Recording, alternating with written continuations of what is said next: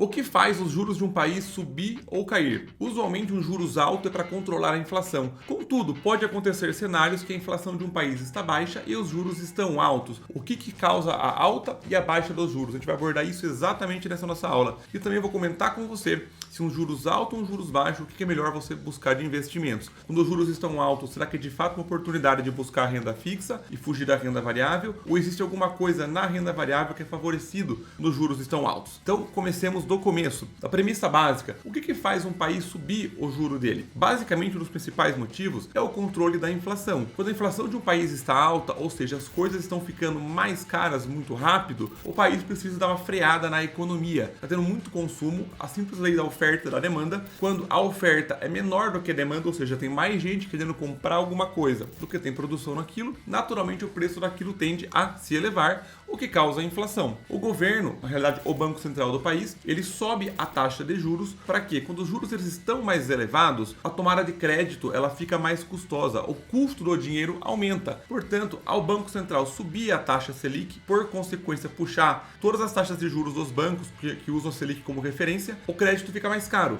Com o crédito ficando mais caro, tem menos tomada de crédito no mercado, menos tomada de dívida. Isso faz o quê? Dá uma esfriada na economia. Ao você esfriar a economia, você regula a demanda, você alinha ela com a oferta e você controla a inflação. A regra básica de aumento e redução de juros do país é simplesmente para você controlar a inflação e bater a meta que o Banco Central do Brasil e dos países colocam como referência. Contudo, existem alguns fatores que podem fazer com que a taxa de juros se mantenha alta e a inflação esteja baixa. Porque em economia, dificilmente A causa B. A, B, C, D vão causar E, F, G, H. É todo um ciclo de coisas interligadas. Porque, por exemplo, estamos vivendo um cenário no momento que eu gravo essa aula, que a tendência dos juros dos países do mundo, até países desenvolvidos, é manter a taxa de juros alta porque a inflação lá está elevada. Você pega os Estados Unidos, você pega a União Europeia, todos eles subindo a taxa de juros referência. Nós, que somos o Brasil, um país com poder econômico muito menor, se de repente a taxa de juros do Brasil começar a decair e ficar, por exemplo, abaixo da taxa de juros dos Estados Unidos ou da Europa, você concorda que investir no Brasil fica menos atrativo? Porque a taxa de juros que o governo oferece é a referência para o mundo do capital que o Brasil remunera ao ser investido aqui. Então, se, por exemplo, o Brasil está pagando 13% ao ano para você investir aqui na gente, e os Estados Unidos estivesse pagando 13% ao ano, você concorda que ninguém praticamente ia colocar o dinheiro no Brasil para ganhar 13% em real, uma economia menor, contra 13% na moeda referência mundial que é o dólar, e uma economia mais forte.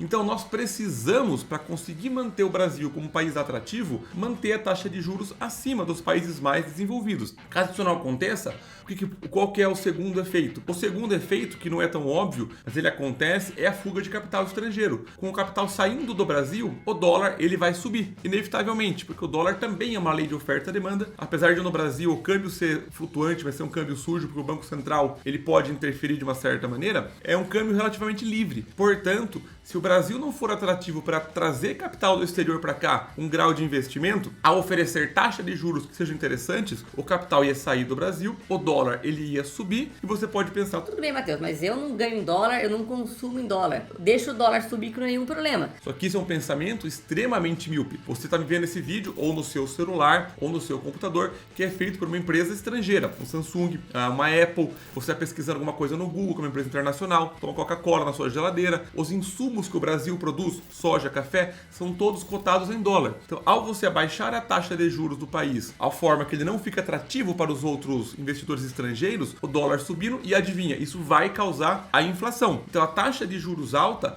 ela pode ser mantida mesmo com a inflação baixa para conseguir impedir que a inflação futuramente suba por um dos motivos, sendo no caso a fuga de capital do Brasil. Um outro fator, porque os juros referência, ele é baseado no futuro. Quando tem muita incerteza em relação ao futuro de um país, como no caso que a gente está vivendo agora, incertezas fiscais em relação a toda a política econômica do Brasil, incertezas fiscais em relação ao que está acontecendo no mundo, o grau de risco de percepção do país aumenta. E tudo que tem um grau de risco mais elevado precisa de um retorno maior para ser atrativo. Um país que está passando, por exemplo, por uma revolução política, por uma possível crise econômica, uma guerra que seja, tudo isso aumenta o grau de risco daquele país, de forma que ele precisa pagar uma taxa de juros mais alta para ficar atrativo. Se o risco risco de um país sobe e o retorno dele não acompanha, isso tende a aumentar o grau de desconfiança em relação àquilo e aquilo não se torna um investimento interessante. Um outro ponto importante também é quando a inflação, apesar de relativamente baixa comparado com a taxa de juros futura, ela ainda esteja acima da meta que o país estabeleceu.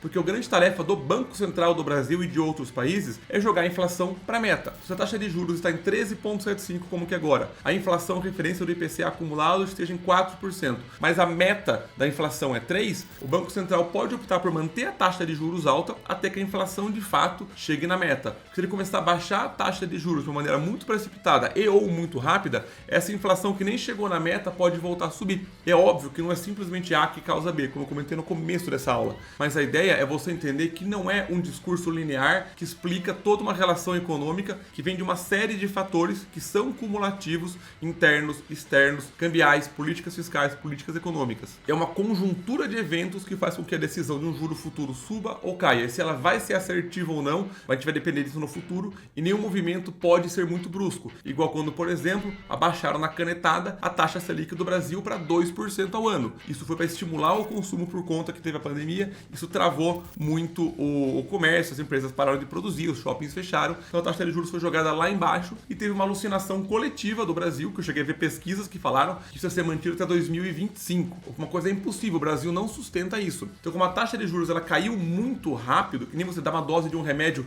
muito rápido, tô tomando um antibiótico, você tomar ao longo de 6 dias, você tomou tudo em 2 dias, vai fazer mal. Pode ter um efeito rebote. Quando a gente teve que baixar a taxa de juros muito rápido, abaixo do que ela deveria, o possível remédio é subir a taxa de juros muito rápido, talvez até acima do que ela deveria. Então, essa elasticidade entre foi muito rápido para baixo e tem que ir muito rápido para cima, gera essa distorção da percepção de que a taxa de juros deveria controlar a inflação, o que de fato ela tem que fazer, mas elas não estão andando juntas por conta desse efeito elástico. Você devia estar puxando uma coisa devagar, você puxou muito forte, quando ela volta mais forte também, porque historicamente a inflação e o juro futuro tendem a estar andando juntos. Agora teve esse descolamento, mas muito por conta de fatores externos que estão afetando em cima disso, legal? E para responder a segunda pergunta proposta nessa nossa aula é: quando os juros eles estão altos, a renda fixa é interessante e devo evitar a renda variável? Bom, vou começar com a primeira pergunta. A renda fixa, de fato, ela fica interessante. Quando os juros futuros eles estão altos, você vai encontrar títulos de renda fixa, tanto públicos quanto privados, pagando acima da taxa Selic ou muito próximo dela. Você, por exemplo, acha hoje facilmente, estou gravando essa aula em 2023, com a Selic a 13,75%. Não importa quando você esteja vendo essa aula, essa analogia vai funcionar do mesmo jeito. Se você pesquisar hoje CDBs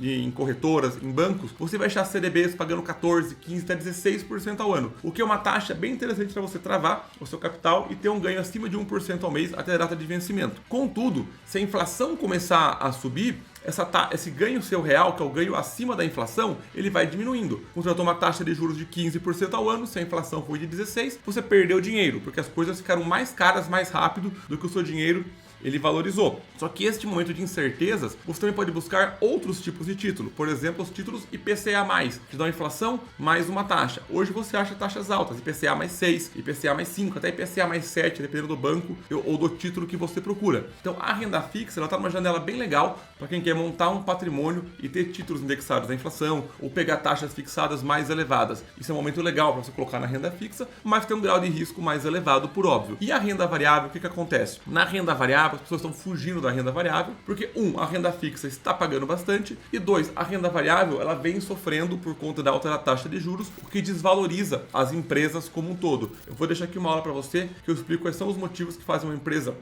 cair e não necessariamente afetam os fundamentos dela. Mas entenda o seguinte, quando a taxa de juros sobe, usualmente a bolsa de valores ela vai na contramão. Está aparecendo aqui uma imagem na sua tela que mostra a relação do Ibovespa contra a Selic. Se você reparar, usualmente taxa Selic para cima e Ibovespa para baixo. Taxa Selic para baixo e Bovespa para cima na contramão, muito por conta da atratividade da renda fixa e do risco de mercado naquele cenário. Contudo, eu vou te mostrar aqui uma outra imagem para você ter uma outra reflexão. Essa imagem aparecendo aqui na sua tela mostra o dividend yield, ou seja, o percentual que as empresas e fundos imobiliários pagam para você para cada real que você investe dentro delas. E as duas regiões destacadas de 2016 e 17 e agora 22 e 23 são as épocas que as empresas percentualmente estão pagando mais para você, tanto as ações quanto os fundos imobiliários, para cada real que você investe. Nos últimos 11 anos, essas duas janelas são as janelas mais interessantes para você investir capital na bolsa. Porque cada capital que você colocou lá era remunerado percentualmente mais do que em qualquer outra época. Só que isso acontece porque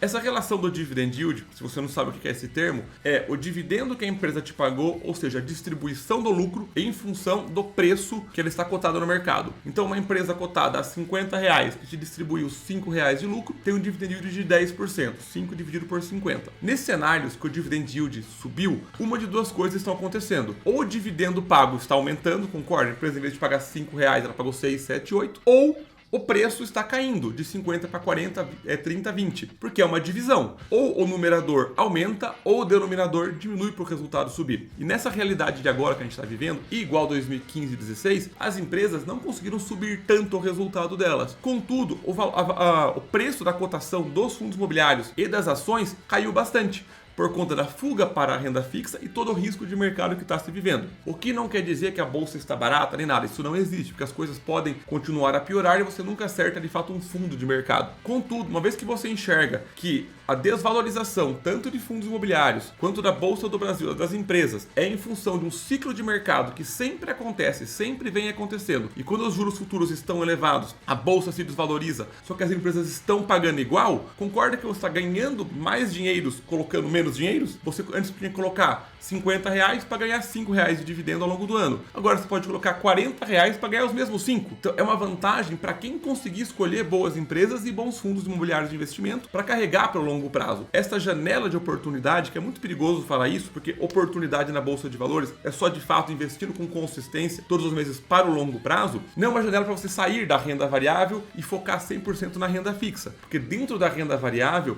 isso é uma coisa triste de falar, mas quando a economia está indo mal, entre aspas, é uma hora de investir na renda variável. Quando a economia está indo bem, que todo mundo está colocando dinheiro na renda variável, é hora de você ter um pouco mais de cautela. E se for reparar, de 2012 até 2016, salvo engano, que a bolsa ficou completamente de lado, a quantidade de investidores na bolsa de valores diminuiu de 500 mil para mais ou menos 480 CPFs que tinham cadastrado naquela época. Porque a bolsa ficou lateralizada e, na verdade, ela ficou caindo, aquela morte por 1000 facadas, ela chegou a cair 40% aos poucos todos os anos e ninguém se interessou. Só que daquela época para agora foi uma época que levantou-se muito patrimônio que continuou investindo ao longo desse tempo. Porque a bolsa daquela época para cá, ela valorizou mais do que 100%. Então quem conseguiu colocar capital naquela época, conseguiu levantar um bom patrimônio desde que fez isso em boas empresas. Então cuidado com a visão de curtíssimo prazo de que a renda fixa está pagando bastante e a variável está pagando pouco. É justamente a relação da renda variável continuando com boas empresas dentro, e se saiba escolher, continuar aportando o seu capital, porque agora você consegue com menos dinheiro se tornar mais sócio de boas empresas e bons fundos, e não ignore também a renda fixa que está com uma janela bem interessante de investimentos. Legal? Pessoal, pela aula de hoje era isso. Se você gostou desse conteúdo, não esqueça de deixar o like aqui pro nosso canal que é pequeno, é muito importante para a gente conseguir crescer, esse vídeo chegar para mais pessoas. Comenta aqui se você concorda com o meu raciocínio, eu adoro discutir isso aqui com vocês, e principalmente se inscreve no nosso canal para nunca perder nenhuma das nossas aulas semanais. E eu vejo você na próxima aula.